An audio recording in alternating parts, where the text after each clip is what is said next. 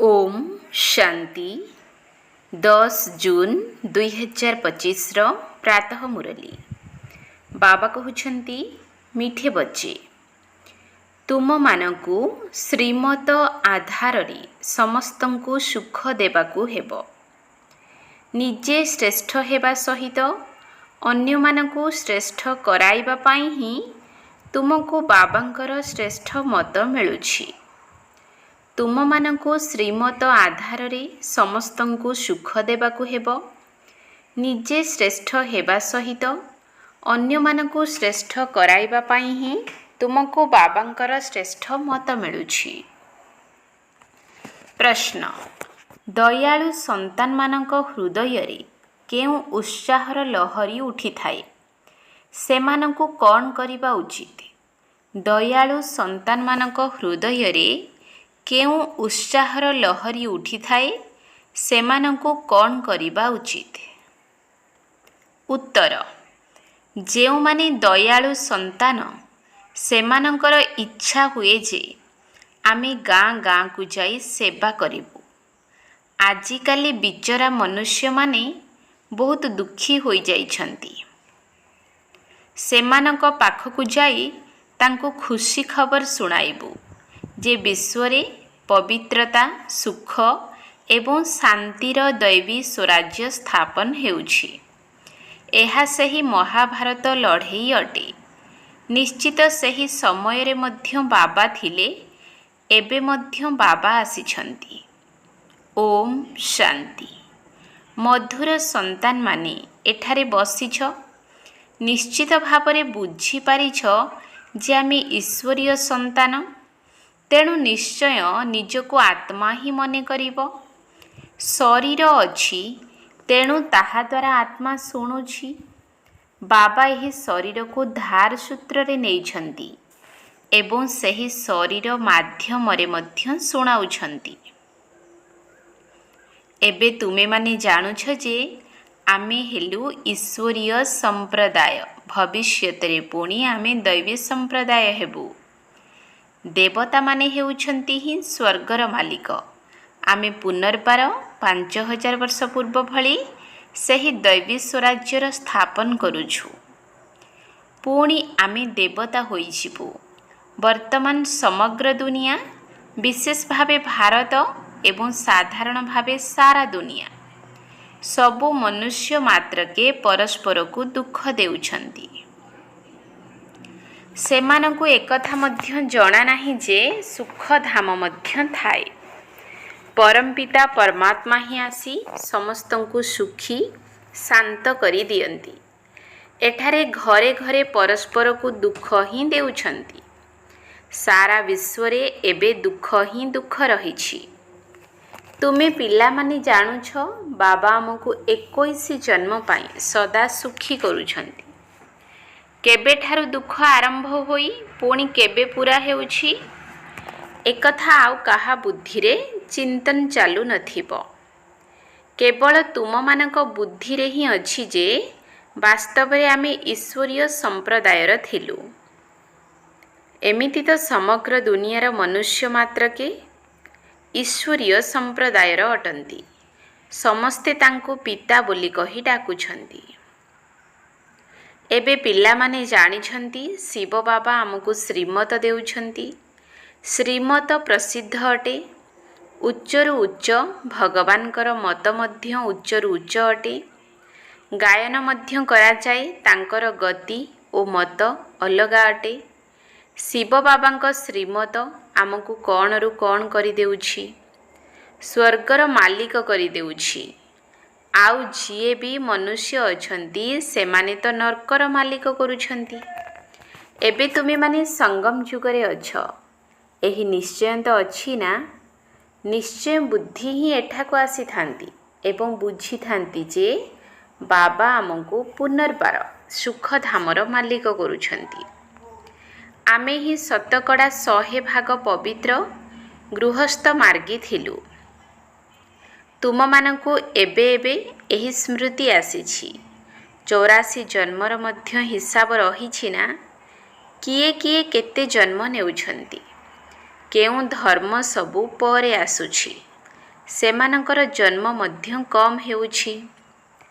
ତୁମମାନଙ୍କୁ ଏବେ ଏହି ନିଶ୍ଚୟ ରଖିବାକୁ ହେବ ଯେ ଆମେ ହେଉଛୁ ଈଶ୍ୱରୀୟ ସନ୍ତାନ। ସମସ୍ତଙ୍କୁ ଶ୍ରେଷ୍ଠ କରିବା ପାଇଁ ଆମକୁ ଏବେ ଶ୍ରେଷ୍ଠ ମତ ମିଳୁଛି। ଆମର ସେହି ବାବା ଆମକୁ ରାଜଯୋଗ ଶିଖାଉଛନ୍ତି। ମନୁଷ୍ୟମାନେ ଭାବୁଛନ୍ତି ଯେ ବେଦ ଶାସ୍ତ୍ର ଆଦି ସବୁ ଭଗବାନଙ୍କ ସହିତ ମିଶିବାର ରାସ୍ତା ଅଟେ। ଭଗବାନ କହୁଛନ୍ତି, ଏହାଦ୍ୱାରା କେହି ବି ମୋତେ ପାଇପାରିବେ ନାହିଁ। ମୁଁ ଏଠାକୁ ଆସୁଛି, ସେଥିପାଇଁ ତ ମୋର ଜୟନ୍ତୀ ମଧ୍ୟ ପାଳନ କରୁଛନ୍ତି। କିନ୍ତୁ କେବେ ଏବଂ କାହାର ଶରୀରରେ ଆସୁଛି, କେବଳ ତୁମ ବ୍ରାହ୍ମଣମାନଙ୍କ ବ୍ୟତୀତ ଅନ୍ୟ କେହି ବି ଏକଥା କେହି ଜାଣିନାହାନ୍ତି। ଏବେ ତୁମ ସମସ୍ତଙ୍କୁ ସୁଖ ଦେବାକୁ ପଡ଼ିବ। ଦୁନିଆରେ ସମସ୍ତେ ପରସ୍ପରକୁ ଦୁଃଖ ଦେଉଛନ୍ତି। ସେମାନେ ଏକଥା ବୁଝୁନାହାନ୍ତି ଯେ ବିକାରୀ ହେବା ଦୁଃଖ ଦେବା ଅଟେ। ଏବେ ତୁମେମାନେ ଜାଣୁଛ ଯେ ଏହା ହେଉଛି ମହାନ ଦୁଃଖ। କୁମାରୀ ଯିଏକି ପବିତ୍ର ଥାନ୍ତି, ତାଙ୍କୁ ଅପବିତ୍ର କରାଉଛନ୍ତି। ନର୍କବାସୀ କରିବା ପାଇଁ କେତେ ଉତ୍ସବ ପାଳନ କରୁଛନ୍ତି। ଏଠାରେ ତ ସେପରି ବିଶୃଙ୍ଖଳାର କୌଣସି କଥା ନାହିଁ। ତୁମେମାନେ ବହୁତ ଶାନ୍ତିରେ ବସିଛ। ସମସ୍ତେ ଖୁସି ହୋଇ ସାରା ବିଶ୍ୱକୁ ସଦା ସୁଖୀ କରାଉଛନ୍ତି। ତୁମର ନାମ ଶିବଶକ୍ତି ରୂପରେ ରହିଛି। ତୁମ ତୁଳନାରେ ଲକ୍ଷ୍ମୀ ନାରାୟଣଙ୍କର ତ କିଛି ବି ସମ୍ମାନ ନାହିଁ। ଶିବ ଶକ୍ତିମାନଙ୍କର ହିଁ ନାମ ପ୍ରସିଦ୍ଧ ଅଟେ। କାହିଁକିନା ଯେପରି ବାବା ସେବା କରିଛନ୍ତି, ସମସ୍ତଙ୍କୁ ପବିତ୍ର କରି ସଦା ସୁଖୀ କରିଛନ୍ତି, ସେହିପରି ତୁମେମାନେ ମଧ୍ୟ ବାବାଙ୍କର ସହଯୋଗୀ ହୋଇଛ। ସେଥିପାଇଁ ତୁମ ଶକ୍ତି ସ୍ୱରୂପିଣୀ ଭାରତ ମାତାଙ୍କର ମହିମା ହେଉଛି, ଲକ୍ଷ୍ମୀ ନାରାୟଣ, ରାଜା ରାଣୀ ଏବଂ ପ୍ରଜା ସବୁ ସ୍ୱର୍ଗବାସୀ ଥିଲେ। ଏହା କ'ଣ ବଡ଼ କଥା? ଯେପରି ସେମାନେ ସ୍ୱର୍ଗବାସୀ ଅଟନ୍ତି, ସେହିପରି ଏଠିକାର ରାଜାରାଣୀ ସମସ୍ତେ ନର୍କବାସୀ ଅଟନ୍ତି। ଏପରି ନର୍କବାସୀମାନଙ୍କୁ ତୁମେ ସ୍ୱର୍ଗବାସୀ କରୁଛ। ମନୁଷ୍ୟ ତ କିଛି ବି ଜାଣିନାହାନ୍ତି, ବିଲକୁଲ ହିଁ ତୁଚ୍ଛ ବୁଦ୍ଧି ଅଟନ୍ତି। କ'ଣ କ'ଣ ସବୁ କରୁଛନ୍ତି, କେତେ ଲଢ଼େଇ ଆଦି ହେଉଛି। ପ୍ରତ୍ୟେକ କଥାରେ ଦୁଃଖୀ ହିଁ ଦୁଃଖୀ ହେଉଛନ୍ତି। ସତ୍ୟଯୁଗରେ ପ୍ରତ୍ୟେକ ପରିସ୍ଥିତିରେ ସୁଖ ହିଁ ସୁଖ ଥାଏ। ଏବେ ସମସ୍ତଙ୍କୁ ସୁଖ ଦେବା ପାଇଁ ହିଁ ବାବା ଶ୍ରେଷ୍ଠ ମତ ଦେଉଛନ୍ତି। ଗାୟନ ମଧ୍ୟ କରୁଛନ୍ତି ଶ୍ରୀମତ୍ ଭଗବାନ ବାଚ। ଶ୍ରୀମତ୍ ମନୁଷ୍ୟ ବାଚ ନୁହେଁ। ସତ୍ୟଯୁଗରେ ଦେବତାମାନଙ୍କୁ ମତ ଦେବାର ଆବଶ୍ୟକତା ହିଁ ନାହିଁ। ଏଠାରେ ତୁମକୁ ଶ୍ରୀମତ ମିଳୁଛି। ବାବାଙ୍କ ସହିତ ତୁମର ମଧ୍ୟ ଶିବଶକ୍ତି ରୂପରେ ଗାୟନ ହେଉଛି। ଏବେ ବାସ୍ତବରେ ପୁନର୍ବାର ସେହି ପାଠ ଚାଲିଛି। ବାବା କହୁଛନ୍ତି, ତୁମ ପିଲାମାନଙ୍କୁ ମନ, ବଚନ, କର୍ମ ଦ୍ୱାରା ସମସ୍ତଙ୍କୁ ସୁଖ ଦେବାକୁ ହେବ।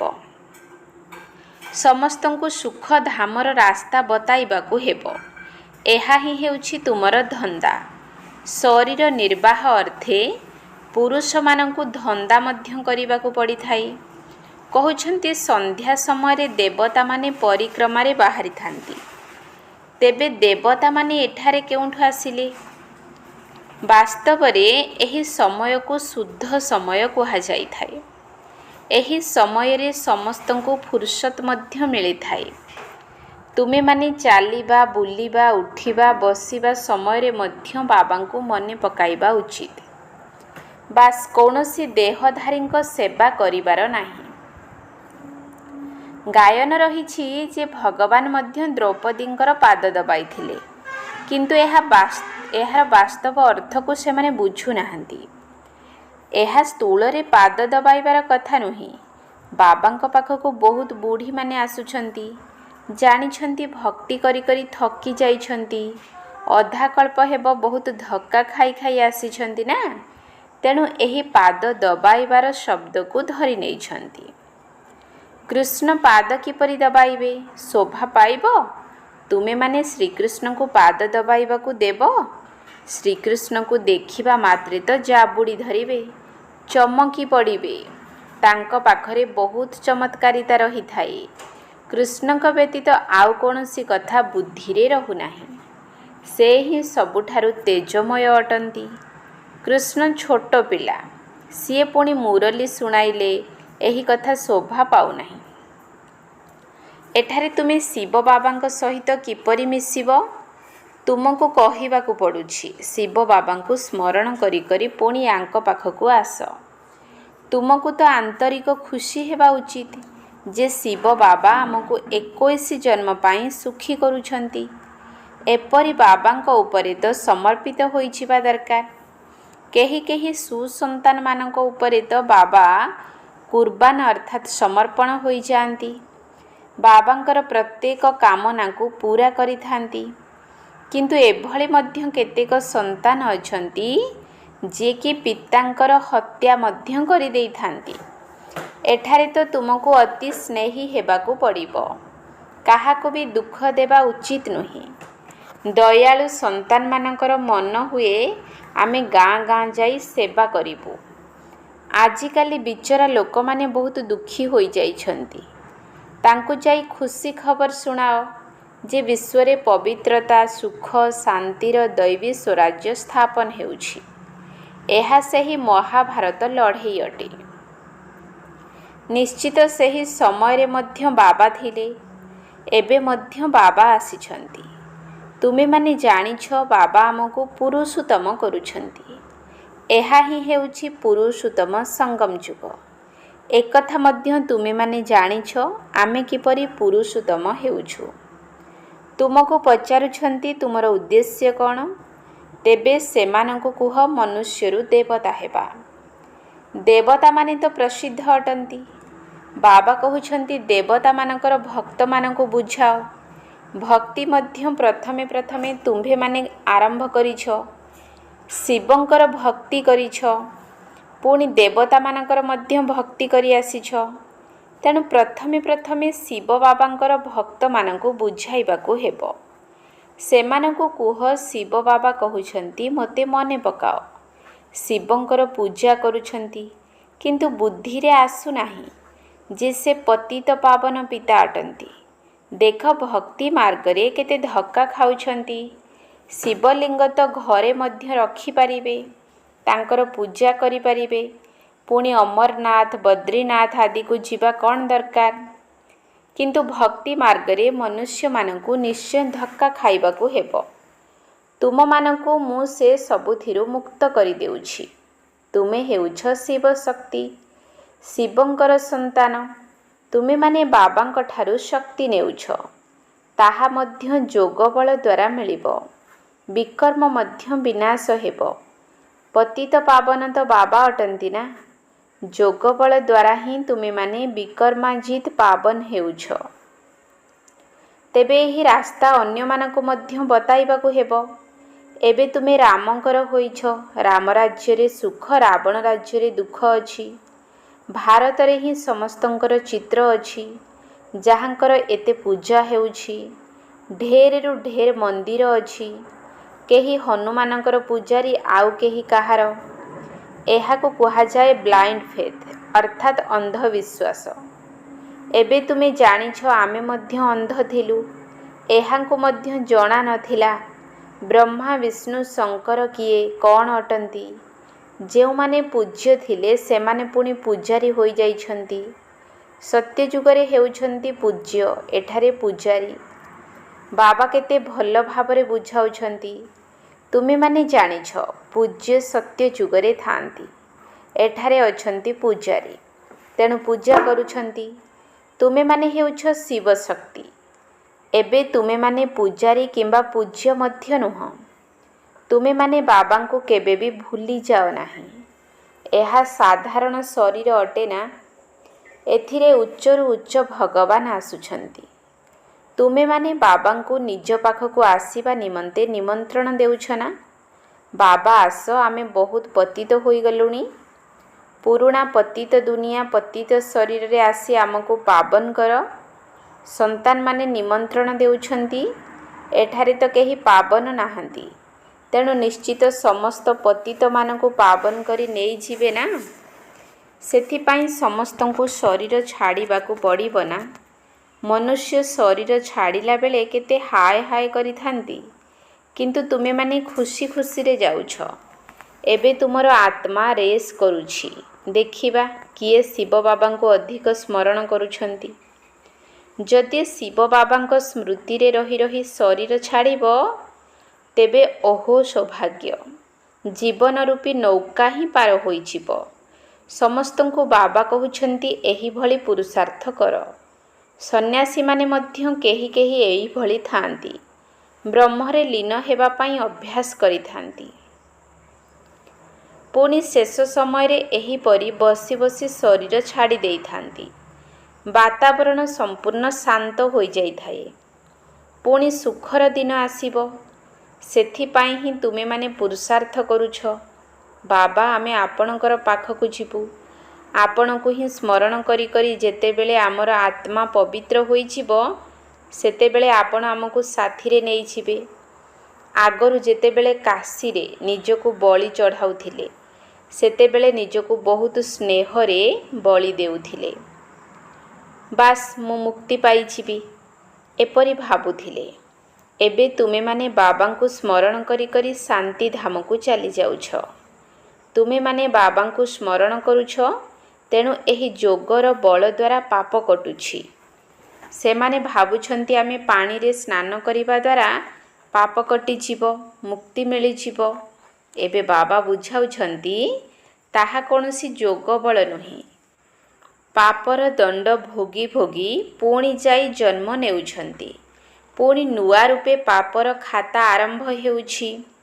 କର୍ମ ଅକର୍ମ ବିକର୍ମର ଗତିକୁ ବାବା ବୁଝାଉଛନ୍ତି। ରାମ ରାଜ୍ୟରେ କର୍ମ ଅକର୍ମ ହୋଇଥାଏ, ରାବଣ ରାଜ୍ୟରେ କର୍ମ ବିକର୍ମ ହୋଇଯାଇଥାଏ। ମିଠା ମିଠା ଫୁଲ ଭଳି ସନ୍ତାନମାନେ ଜାଣିଛନ୍ତି ବାବା ଆମକୁ ସବୁ ଉପାୟ, ସବୁ ରହସ୍ୟ ବୁଝାଉଛନ୍ତି। ମୁଖ୍ୟ କଥା ହେଉଛି ବାବାଙ୍କ ସହିତ ଯୋଗ। ପତିତ ପାବନ ବାବା ତୁମ ସମ୍ମୁଖରେ ବସିଛନ୍ତି। କେତେ ନିରହଙ୍କାରୀ ଅଟନ୍ତି, କୌଣସି ଅହଙ୍କାର ନାହିଁ। ସମ୍ପୂର୍ଣ୍ଣ ସାଧାରଣ ଭାବରେ ଚାଲୁଛନ୍ତି। ବାପ ଦାଦା ଉଭୟ ସନ୍ତାନମାନଙ୍କର ସେବକ ଅଟନ୍ତି। ତୁମର 2 ଜଣ ସେବାଧାରୀ ଅଛନ୍ତି। ଜଣେ ଉଚ୍ଚରୁ ଉଚ୍ଚ ଶିବ ବାବା, ପୁଣି ପ୍ରଜାପିତା ବ୍ରହ୍ମା। ଲୋକମାନେ ତ୍ରିମୂର୍ତ୍ତି ବ୍ରହ୍ମା କହିଦେଉଛନ୍ତି, କାରଣ ଏହାର ଅର୍ଥକୁ ଜାଣିନାହାନ୍ତି। ତ୍ରିମୂର୍ତ୍ତି ବ୍ରହ୍ମା କ'ଣ କରୁଛନ୍ତି, କିଛି ହେଲେ ଜାଣିନାହାନ୍ତି। ଆଚ୍ଛା, ମିଠା ମିଠା ଶିକିଲଧେ ସନ୍ତାନମାନଙ୍କ ପ୍ରତି ମାତା ପିତା ବାପ ଦାଦାଙ୍କର ମଧୁର ସ୍ନେହ ସମ୍ପନ୍ନ ଶୁଭେଚ୍ଛା ଏବଂ ସୁପ୍ରଭାତ। ଆତ୍ମିକ ପିତାଙ୍କର ଆତ୍ମିକ ସନ୍ତାନମାନଙ୍କୁ ନମସ୍ତେ। ଆତ୍ମିକ ସନ୍ତାନମାନଙ୍କର ଆତ୍ମିକ ବାପ ଦାଦାଙ୍କୁ ନମସ୍ତେ ନମସ୍ତେ ନମସ୍ତେ। ସୁପ୍ରଭାତ। ଧାରଣା ପାଇଁ ମୁଖ୍ୟ ସାର। 1 ନମ୍ବର ପଏଣ୍ଟ। ସର୍ବଦା ଏହି ନିଶ୍ଚୟ ରହୁ ଯେ ଆମେ ଈଶ୍ୱରୀୟ ସନ୍ତାନ। ଆମକୁ ଶ୍ରେଷ୍ଠ ମତରେ ଚାଲିବାକୁ ହେବ। କାହାକୁ ବି ଦୁଃଖ ଦେବାର ନାହିଁ। ସମସ୍ତଙ୍କୁ ସୁଖର ରାସ୍ତା ବତାଇବାକୁ ହେବ। ସର୍ବଦା ଏହି ନିଶ୍ଚୟ ରହୁ ଯେ ଆମେ ଈଶ୍ୱରୀୟ ସନ୍ତାନ। ଆମକୁ ଶ୍ରେଷ୍ଠ ମତରେ ଚାଲିବାକୁ ହେବ। କାହାକୁ ବି ଦୁଃଖ ଦେବାର ନାହିଁ। ସମସ୍ତଙ୍କୁ ସୁଖର ରାସ୍ତା ବତାଇବାକୁ ହେବ। 2 ନମ୍ବର ପଏଣ୍ଟ। ସୁପୁତ୍ର ସନ୍ତାନ ହୋଇ ବାବାଙ୍କ ଉପରେ ସମର୍ପଣ ହେବାକୁ ପଡ଼ିବ। ବାବାଙ୍କର ପ୍ରତ୍ୟେକ କାମନାକୁ ପୂରଣ କରିବାକୁ ହେବ। ଯେପରି ବାପ ଦାଦା ନମ୍ର ଏବଂ ନିରହଙ୍କାରୀ ଅଟନ୍ତି, ସେହିପରି ବାବାଙ୍କ ସମାନ ହେବାକୁ ପଡ଼ିବ। ସୁପୁତ୍ର ସନ୍ତାନ ହୋଇ ବାବାଙ୍କ ଉପରେ ସମର୍ପଣ ହେବାକୁ ପଡ଼ିବ। ବାବାଙ୍କର ପ୍ରତ୍ୟେକ କାମନାକୁ ପୂରଣ କରିବାକୁ ହେବ। ଯେପରି ବାପ ଦାଦା ନମ୍ର ଏବଂ ନିରହଙ୍କାରୀ ଅଟନ୍ତି, ସେହିପରି ବାବାଙ୍କ ସମାନ ହେବାକୁ ପଡ଼ିବ। ବରଦାନ। ସ୍ୱ ଉନ୍ନତି ଦ୍ୱାରା ସେବାରେ ଉନ୍ନତି କରୁଥିବା ସଚ୍ଚା ସେବାଧାରୀ ହୁଅ। ସ୍ୱ ଉନ୍ନତି ଦ୍ୱାରା ସେବାରେ ଉନ୍ନତି କରୁଥିବା ସଚ୍ଚା ସେବାଧାରୀ ହୁଅ। ସ୍ୱ ଉନ୍ନତି ସେବାରେ ଉନ୍ନତିର ବିଶେଷ ଆଧାର ଅଟେ। ଯଦି ସ୍ୱ ଉନ୍ନତି କମ୍ ଅଛି, ତେବେ ସେବା ମଧ୍ୟ କମ୍ ହେବ। କେବଳ କାହାକୁ ମୁଖ ଦ୍ୱାରା ପରିଚୟ ଦେବା ହିଁ ସେବା ଅଟେ, ତାହା ନୁହେଁ। କିନ୍ତୁ ନିଜର ପ୍ରତ୍ୟେକ କର୍ମ ଦ୍ୱାରା ଶ୍ରେଷ୍ଠ କର୍ମ କରିବାର ପ୍ରେରଣା ଦେବା ମଧ୍ୟ ସେବା ଅଟେ। ଯେଉଁମାନେ ମନ ବଚନ କର୍ମରେ ସର୍ବଦା ସେବାରେ ତତ୍ପର ରହିଥାନ୍ତି, ସେମାନଙ୍କୁ ସେବା ଦ୍ୱାରା ଶ୍ରେଷ୍ଠ ଭାଗ୍ୟର ଅନୁଭବ ହୋଇଥାଏ। ଯେତିକି ସେବା କରିଥାନ୍ତି ସେତିକି ନିଜେ ମଧ୍ୟ ଆଗକୁ ବଢ଼ିଥାନ୍ତି। ନିଜର ଶ୍ରେଷ୍ଠ କର୍ମ ଦ୍ୱାରା ସେବା କରୁଥିବା ଆତ୍ମାମାନେ ପ୍ରତ୍ୟକ୍ଷ ଫଳ ପ୍ରାପ୍ତ କରି ଚାଲିଥାନ୍ତି। ସ୍ଲୋଗାନ: ବାବାଙ୍କର ନିକଟତର ହେବା ପାଇଁ ହେଲେ ଭାବିବା, କହିବା ଏବଂ କରିବାକୁ ସମାନ କର। ବାବାଙ୍କର ନିକଟତର ହେବା ପାଇଁ ହେଲେ ଭାବିବା, କହିବା ଏବଂ କରିବାକୁ ସମାନ କର। ଅବ୍ୟକ୍ତ ଇଶାରା: ଆତ୍ମିକ ସ୍ଥିତିରେ ରହିବାର ଅଭ୍ୟାସ କର ଏବଂ ଅନ୍ତର୍ମୁଖୀ ହୁଅ। ଏକାଗ୍ରତାର ଆଧାର ଅନ୍ତର୍ମୁଖତା ଅଟେ। ଅନ୍ତର୍ମୁଖତାରେ ରହିବା ଦ୍ୱାରା ସୂକ୍ଷ୍ମ ଶକ୍ତିର ଲୀଳାଗୁଡ଼ିକୁ ଅନୁଭବ କରିପାରିବ। ଆତ୍ମିକ ସ୍ଥିତିରେ ରହି ଆତ୍ମାମାନଙ୍କୁ ଆବାହନ କରିବା, ଆତ୍ମାମାନଙ୍କ ସହିତ ଆତ୍ମିକ ବାର୍ତ୍ତାଳାପ କରିବା, ଆତ୍ମାମାନଙ୍କର ସ୍ୱଭାବ ସଂସ୍କାରକୁ ପରିବର୍ତ୍ତନ କରିବା, ଆତ୍ମାମାନଙ୍କର ସମ୍ବନ୍ଧ ବାବାଙ୍କ ସହିତ ଯୋଡ଼ିବା, ଏହିଭଳି ଆତ୍ମିକ ଲୀଳା ବା କାର୍ଯ୍ୟକଳାପର ଅନୁଭବ ହୋଇ ଚାଲିବ। ଓମ୍ ଶାନ୍ତି।